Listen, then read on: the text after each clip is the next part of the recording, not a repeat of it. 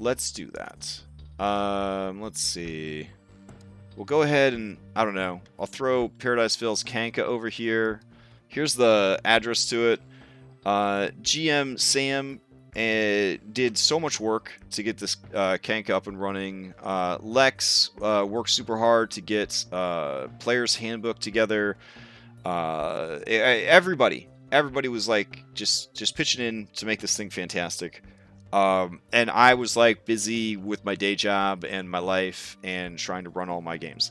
So I really didn't contribute too much to this at all. So what I did is I answered the question, like, what is Paradiseville? So here we go. What is Paradiseville? Paradiseville is a casual, drop-in, drop-out West Marches hex crawler. Let's just make it full screen. It uses the Giffyglyph system for 5e. There are many DMs and many players who can participate in the drop-in, drop-out gameplay similar to Adventure League or Pathfinder Society. The campaign focuses on the efforts of human-like creatures called Valorians. They are exploring an ancient Fey forest, looking for answers as to why magic is waning, and also looking for new territory to explore, claim, and conquer. This game is challenging. This game focuses on exploration and monster slaying. This is not a game for everyone, and that is okay. I've said this on previous streams.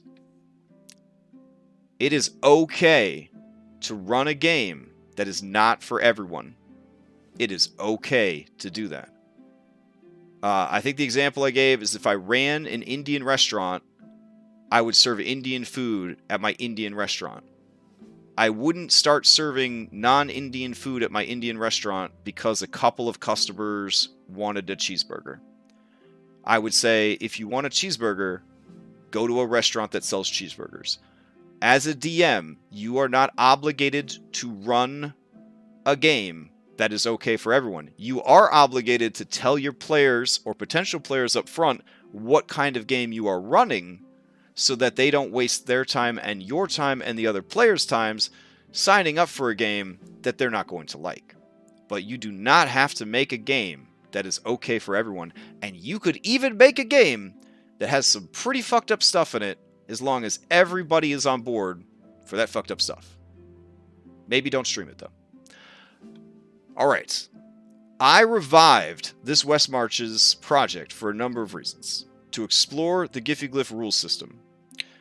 Because honestly, I was burned out on 5e, and I found the Giffyglyph rule system, and it reinvigorated my love of 5th edition D&D. It brought back my good memories of 2nd edition and 4th edition D&D. It made the game fun for me again. I really liked those rules. And I think Giffy is an amazing game designer. And he's also good at math. So that was what I wanted. I wanted some place where I could explore this rule system. I wanted to create a casual platform. A casual platform that I could run pickup games and one-shots on. I wanted to explore potential crafting systems for 5e. Hey, DoFam. I have been trying to make or find a good crafting system for 5e D&D since 5e D&D was in playtesting. I still haven't done that. I've recently revised the crafting system for Paradiseville. I like where it's at right now. I hope it's good. We're going to find out. To revisit a world I care deeply about and watch that world expand and grow through communal play and design. This is important. I love the setting of Paradiseville, and I love the setting of Paradiseville because it was built by my friends and I procedurally and communally, and I would like to see what a new group of people does to the world.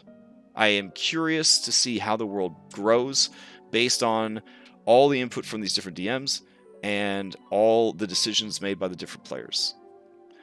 I wanted to create a platform on our Discord server where many different players and GMs could mix and mingle and play some old school D&D. That's it. That's why I made it. It was never my intention to create a civilization simulator, to create a fully realized MMO run by human game engines, to create a project that took time away from my paid projects like content creation, paid campaigns, paid one-shots, and publishing of adventures and other written works. And I certainly didn't want to burden anyone else with those sort of tasks or responsibilities. So this is not a Critical Role game. This is not even a Crashgem game. This is a place where we could all get together and play some old school hex crawling, monster smashing Dungeons and Dragons. That's what Paradiseville is supposed to be. All right. So content warning. This game focuses on the efforts of human-like creatures. Here, let me zoom in. There we go. This game focuses on the efforts of human-like creatures called Valorians. They are unapologetically colonists.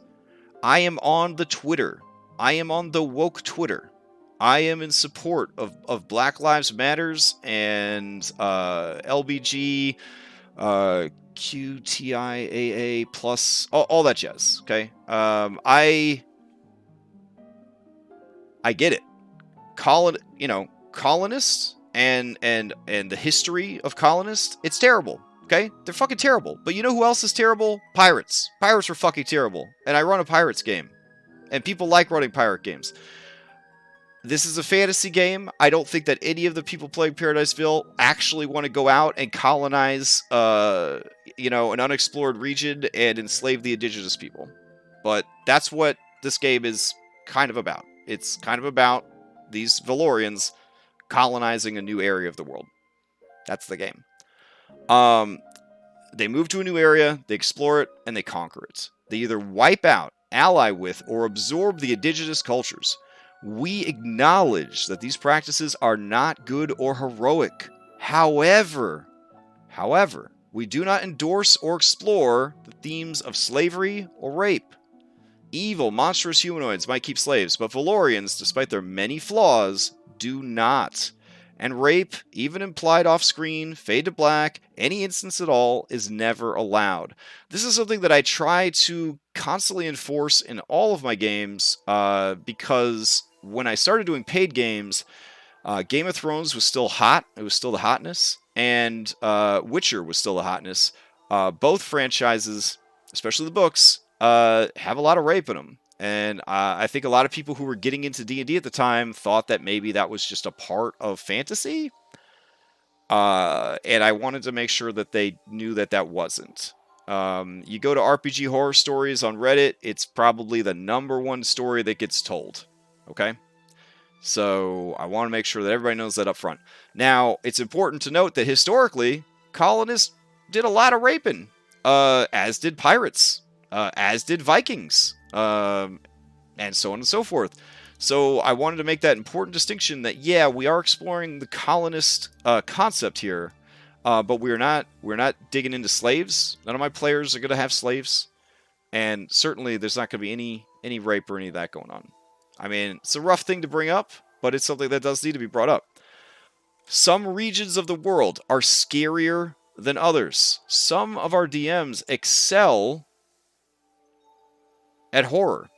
All players should fill out a digital RPG consent form, which I think I've talked about on stream before, but it's very important, especially if you're trying to be a paid GM, that you make sure that your players have one of these on file. You want to make sure that, of course, there have not been any of these incidents, obviously, or I would have kicked people off the server. I would have shut the fucking project down, if there had been incidents. This consent form is actually pretty cool, and I will link it in chat real quick. Basically, this is the standard, and I believe it was people over at Monte Cook Games, which Monte Cook, Planescape, right? He's just fucking greatest. He went off to start his own company, makes some pretty amazing stuff. So basically, it tells you what kind of game are you expecting, and what are things that you can't deal with. Harm to children, harm to animals, gore, eyeballs, demons, blood, bugs. I'm gonna tell you right now, and this might be a spoiler. Odyssey the Dragon Lord is red category for all of this stuff. It is red category for all of this stuff. Children are harmed, animals are harmed, there is gore, there are eyeballs, demons, blood, bugs, rats, spiders, it's all in there. Are you down for this stuff? Romance with fade to black, explicit romance. Well, I don't do explicit romance. Unless you pay me a lot, actually. Let's talk about it later. Anyways, yeah. Sex with fade to black, explicit sex, emotional abuse. Again, a lot of this stuff, most of this stuff is in Odyssey of the Dragon Lords, for sure. For sure. So, yeah, like, you have to make sure that the people that are on board for this understand it. Here you go. Social and cultural issues. Real-world religion, racism, homophobia, sexism, transphobia. Specific cultural issues, which would be like colonialism, for example. These are things that you want to know up front if your players are okay with or not. Maybe you have a player who has had 7 miscarriages trying to have a baby. She probably won't appreciate having to fight an Atropole or whatever, which is essentially a stillborn god that's turned into an evil necromantic horror, and it even still has its little umbilical cord going. You probably don't want to throw that at somebody who's had 7 miscarriages. Do you understand the importance of this kind of stuff? So, yeah, that's why we're putting this document out there, okay? We want people to know in Paradise Vale there's going to be some spooky shit, and there's going to be colonialism. All right. If you encounter content that is too upsetting, please feel empowered to pause the game and let the GM know. Every player needs to feel safe and comfortable calling for a timeout and asking to speak with the GM in private or just in front of everybody. Doesn't matter. Whatever's comfortable with them. And let them know, hey, I'm not okay with this. Now, all that being said, if the colonist themes discussed above are a trigger for you, I respectfully ask you to find a different game to play, as they are central to the theme and storyline of this setting. See, this is where we are standing our ground. We serve Indian food at our Indian restaurant. This is our statement. We serve Indian food at our Indian restaurant.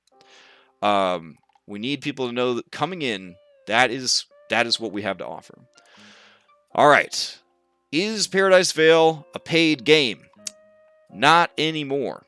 The reason I made it a paid game and only was charging $5, and I say only $5 because some of you motherfuckers will spend more than $5 on a pack of Magic the Gathering cards and then turn around and act like the $5 you spent on a 4-hour D&D session was the greatest financial investment of your fucking life. And it makes me sick. So you know what? I don't want to hear about it anymore. So we're not charging for Paradise Vale anymore. Because I don't want to hear any more of this entitled bullshit about how you paid $5 whole to play D&D and you can't believe that things didn't go exactly the way that you wanted.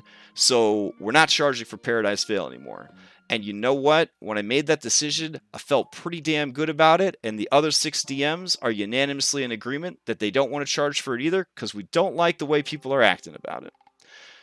That being said, if you are enjoying yourself and the community, you're encouraged to donate to our Extra Life charity, or send tips to your GMs to help accommodate the cost of servers, bots, maps, supplements, and the time our talented GM spent preparing and running adventures. I will tell you right now, when I balanced the books for Crashgem Tabletop for 2020, we spent over $2,000 on art and maps and modules and expansions and supplements that were made by the community.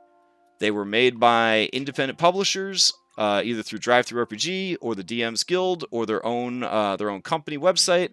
We commissioned actual artists to make character art. This is just money that I know about. Now, the people on my server also commissioned artists, also purchased maps, also. So we're putting a lot of money back into the community.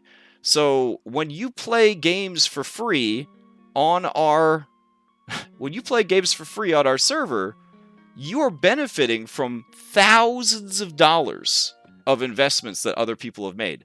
So if you are enjoying yourself and if you are having a good time, please, please send some money to Extra Life. Send some money to the DM because you know that they want to pick up some new maps or they're interested in this new supplement. Don't just be a mooch. You know what I mean? Together, we have raised over $17,000 for Extra Life over the last couple years. $17,000 for Extra Life. So let's keep that going. You know what I'm saying? But no, Paradiseville no longer costs money to play. But damn it, I feel like if you're enjoying yourself, you should be putting back into the community. That's how I feel. All right. GM spend. All right. Let's see. Other ways that you can contribute include talking about it on socials, making art, and inviting others to play. This shift to free play also comes with the removal of the time-intensive systems. So anything related to settlement growth and management, we're dropping. Because if we're doing this shit for free, nobody wants to do that kind of bookkeeping. And nobody wants to have to manage those systems. So we're not going to do it anymore. But hey, you get to play for free now. All right. The main reason that I was asking people to pay $5 is because I hate people signing up for games and not showing up for games. Anytime I've run a game for free, I have people no call, no show. I have people show up an hour late. I have people just ghost me, and it makes me mad.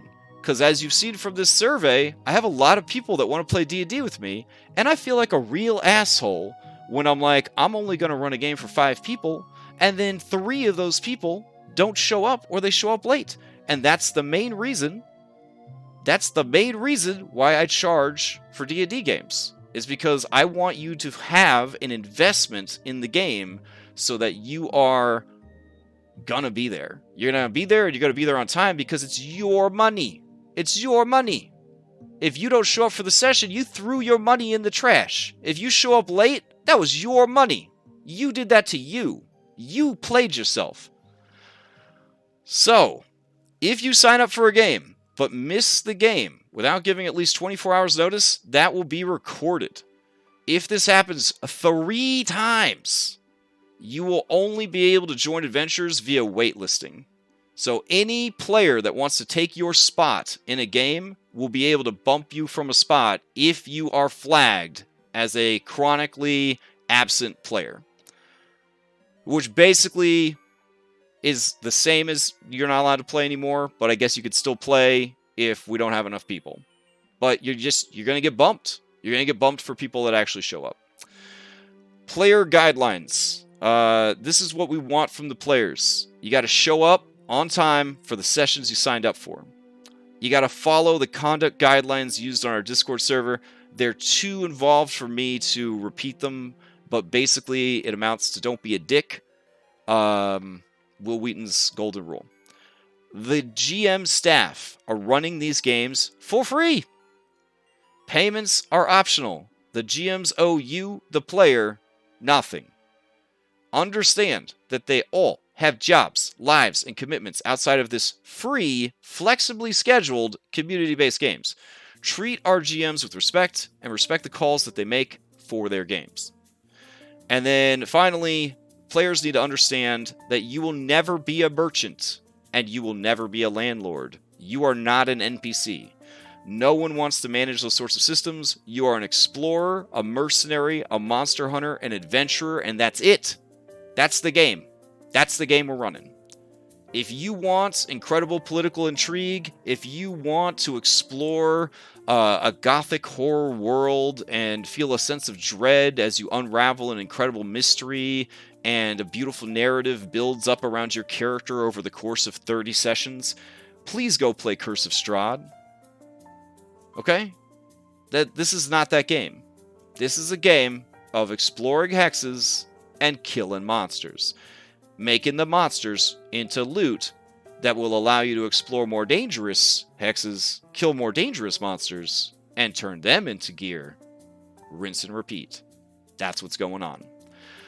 GM guidelines. We use the Giffyglyph system, Darker Dungeons, Class Compendium, and Monster Manual. Once a monster has been created and used by a GM, that monster needs to be shared with other GMs. We don't need 7 different gnolls and 7 different bears.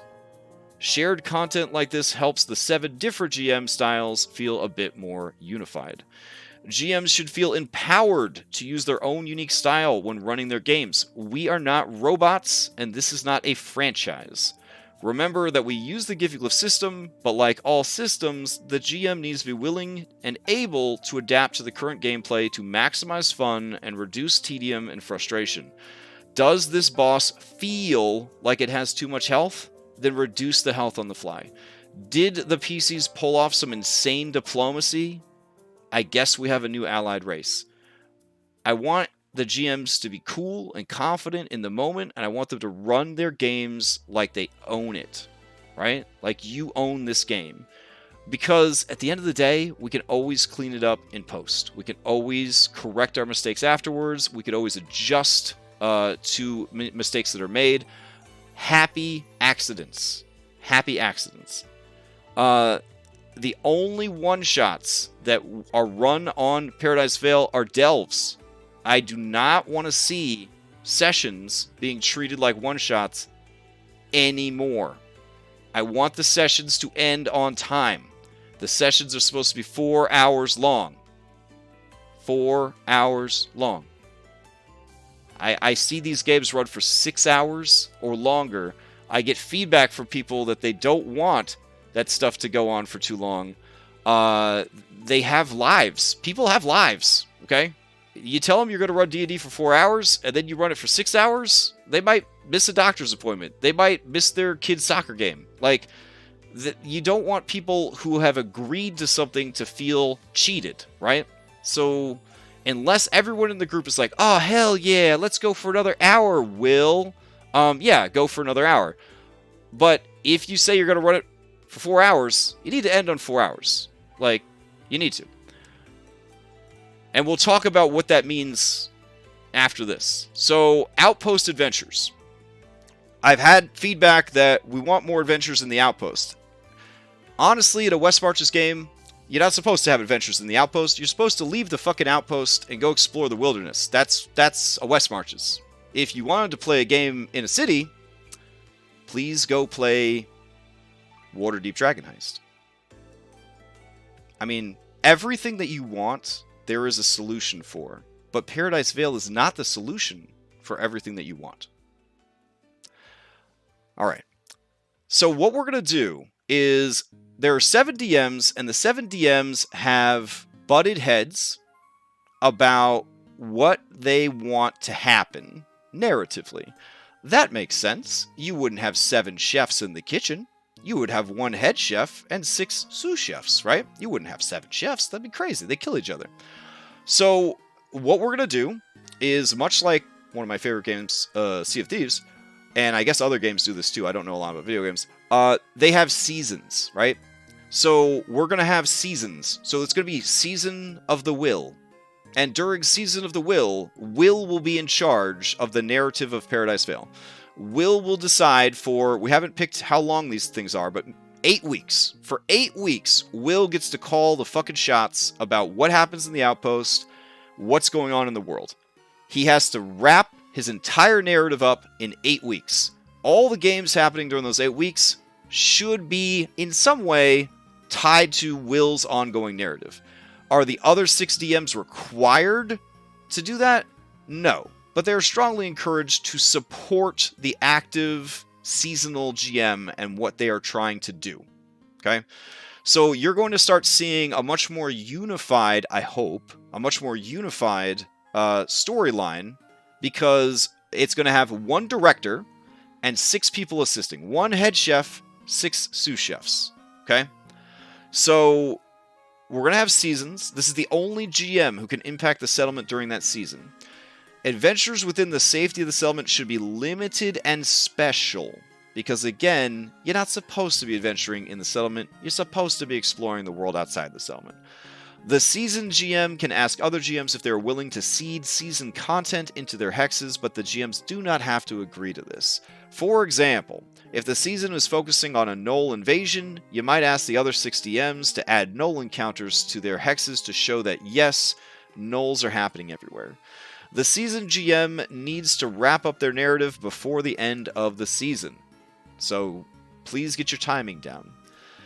In a way, this creates a telephone game as each season plays out, and the new seasonal GM must take over and build off what has come before, which I think is going to be very exciting. The seasonal DM is in charge of the settlement events, NPC council members, and settlement development during their season. GMs, we need to support and assist the seasonal GM.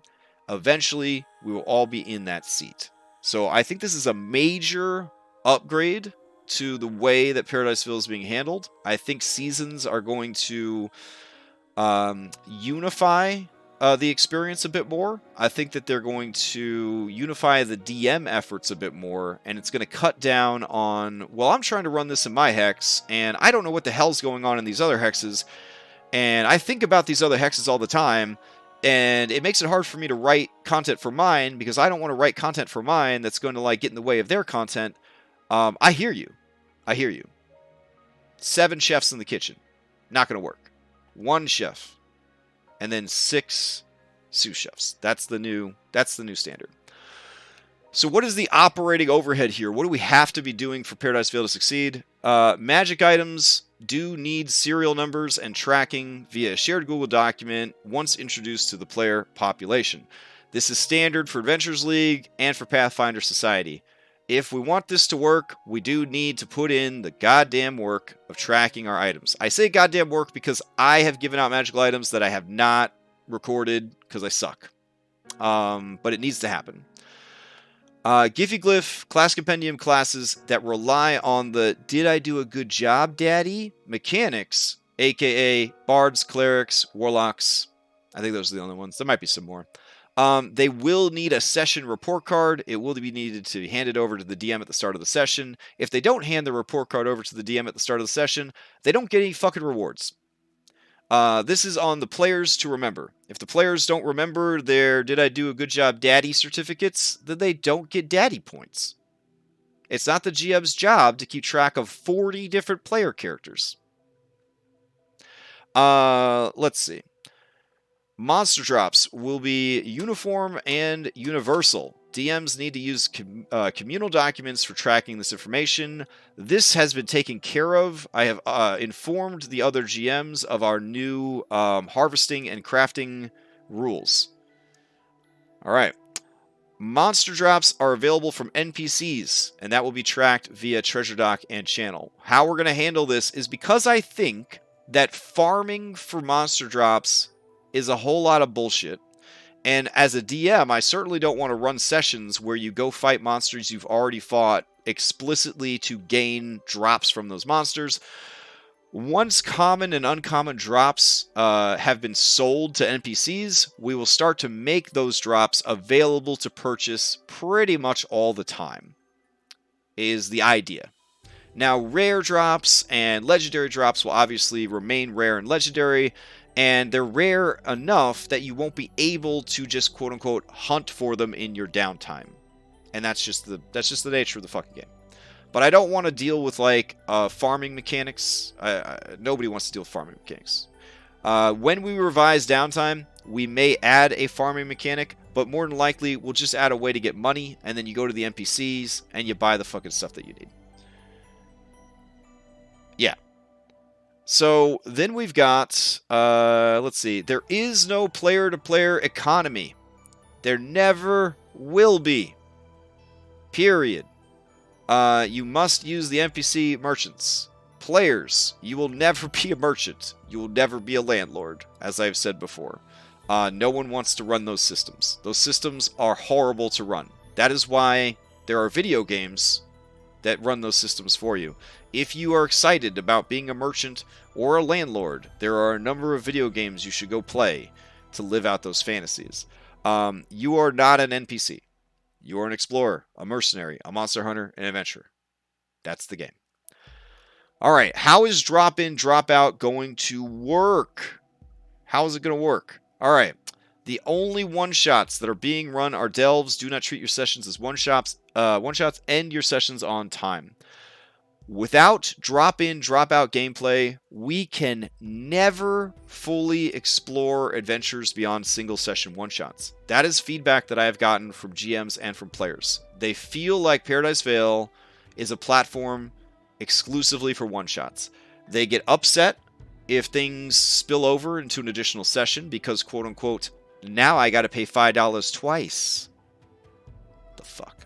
Also, they say, how am I supposed to schedule to be for a second session if I didn't plan on there being a second session? Because from what I understand, every session is only one session long. All of these are fair comments and fair feelings to have. But I just don't care. So this is how we're gonna do it moving forward. Moving forward, XP and loot must be calculated per session. GMs, you will need to make time for this. Multiple sessions will no longer grant bonus gold or experience beyond the opportunity to find and explore cooler content and rewards. Why? Because every session is now a multi-session session. That's how we're doing it. All sessions need to be approached with the to-be-continued mindset. This will allow games to actually end on time. Hey, it's 4 p.m. We're done. But we're in the middle of a fight. Guess we'll finish next session. Sometimes it just has to be like that, guys. GMs can schedule follow-up sessions on days and times when at least 3 returning players can continue. So that's the caveat there. That's it, though. If 1 or 2 cannot sync up their schedule with everyone else, we will replace them with new players. GMs can have multiple narratives running at once. If Adventure A is on hold for scheduling reasons, and this happened in Series 1 Paradise Vale, we had some adventures that went on hold for 3 weeks while we waited for people to be available to continue them. Focus on Adventure B instead. It's a big world. There's a lot of shit to do. Characters who are stuck in a narrative that is delayed by scheduling can be used in other adventures because honestly, who really cares? Just play the game and have fun. So if Kit is stuck in Adventure A and Adventure A is on hold for 2 weeks, but you really want to play Kit, play him in Adventure B. I don't fucking care. I really don't. Just play the characters you want to play and have fun. It's just a game. This isn't like the greatest narrative story ever told. So just enjoy yourselves. Do not overthink how or why PCs are swapped out. Just play D&D. Just play D&D. Just play it. I'm just asking you to just play the game. Do not stress time and space. This is a game. Please, just play it and have fun. What happens if I start an adventure and I cannot finish it? Get ready, because this is going to hurt your feelings. Someone else will. Don't let FOMO rule your life. FOMO is the fear of missing out. Okay? Start picking games with GMs who have a similar, reliable schedule to your own. That's actually a legitimate tip. And then, here's the extreme. Quit your job and disown your family to free up your schedule. I don't recommend you do this. I'm not a lawyer and I can't give you legal advice, but I don't think you should do this one. But that would free up a lot of time to play D&D. Standard operating procedures. When you're ready to play some Paradise Vale, what the hell do you have to do to play Paradise Vale? An inaugural date for a new adventure is agreed upon by players and GM. Or a date to continue an active adventure is agreed upon by players and GMs. A roster of players is determined, minimum 3, maximum 5. Any interested parties past 5 can sign up for the wait list for that game. I should probably add this right now. If someone is 10 minutes late for a game, fill their spot from the wait list. There we go. If it is a continuing adventure, the previous session's players do get seating priority. So if I started Adventure A, I get priority to continue Adventure A. However, if I give up my spot in Adventure A, I'm out of the rotation now. And I'm sorry if your mom had to be driven to the doctor. I'm sorry if your kid had a soccer game. I'm sorry if you had to work because you need to pay your bills so that you don't get evicted from your apartment. I'm sorry about all the troubles in the world. You know, I really am. But it's just a Dungeons and Dragons game. It really doesn't fucking matter. Okay? So you missed out. Guess what? Guess what? There's more adventures to go on. There's an infinite amount of adventures. Maybe you're not going to be able to finish this one, but there's going to be another one. I guarantee it. Also, maybe sell your kid so you don't have to go to soccer games anymore. All right. So, what else do we got?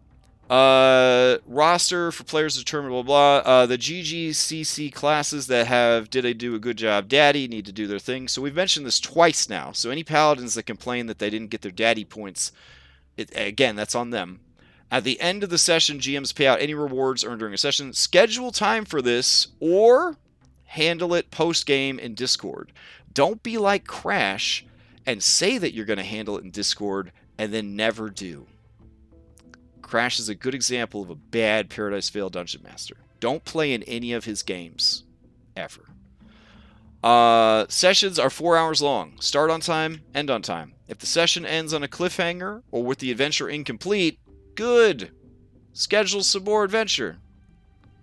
If players can manage to leave the settlement, do things, and return to the settlement in 4 hours, I guess they managed to have a one-shot. This is short-lived. Eventually, all neighboring hexes will be settled, and this style of play will be harder and harder to sustain. Players do need to be aware that these baby tactics of going out for a couple of hours and then running back home for a long rest, this shit ain't gonna happen. It's gonna end soon. Everybody that thinks Paradise Vale is easy, you're still in the newbie zone. You are literally still in the newbie zone of the campaign. You have not done anything that has impressed me yet. Okay. Series 1 Paradise Vale, they did some shit. Okay. I'm waiting to see that shit in Series 2. Again, the only one-shots that are being run are delves. Do not treat your sessions as one-shots. End your sessions on time. All sessions are to be considered multi-session adventures from now on. And then finally, I briefly touch on the changes to the GG system. Character rumors. Honestly, there's just too many characters for us to do character rumors. We're not doing character rumors anymore. Don't waste time with character rumors. Don't tell your DM about your character rumors. Also, I don't want to hear your backstory. If you have a backstory, that's cool.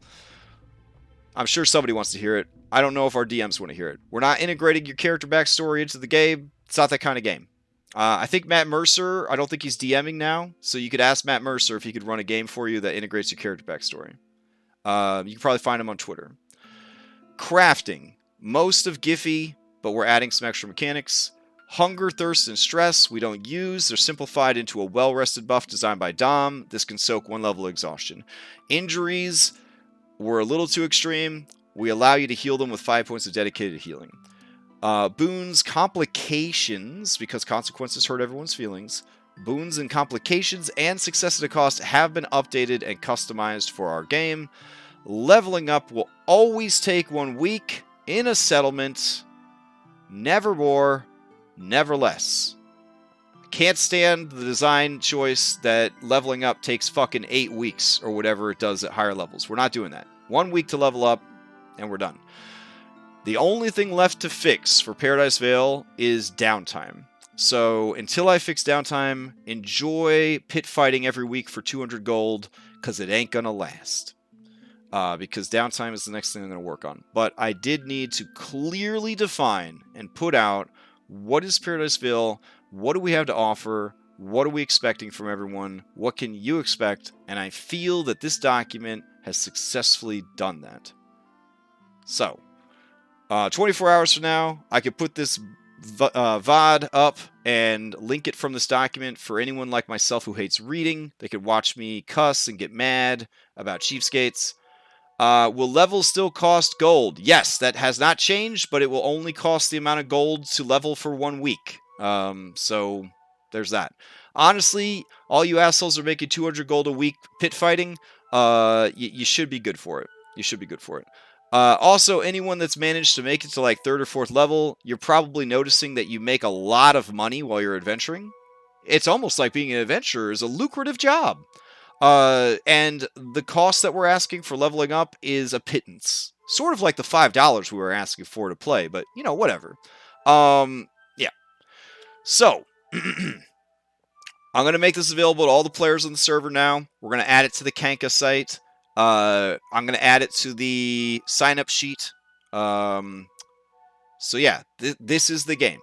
If you've had any confusion or any doubts about what Paradise Vale is, this is what Paradise Vale is. There we go. All right, so I'm way over time. Not over the time that I scheduled, but way over the time that I want it to be. I am gonna go get some dinner and then play some Sea of Thieves. I hope. Hope everybody enjoys their evening.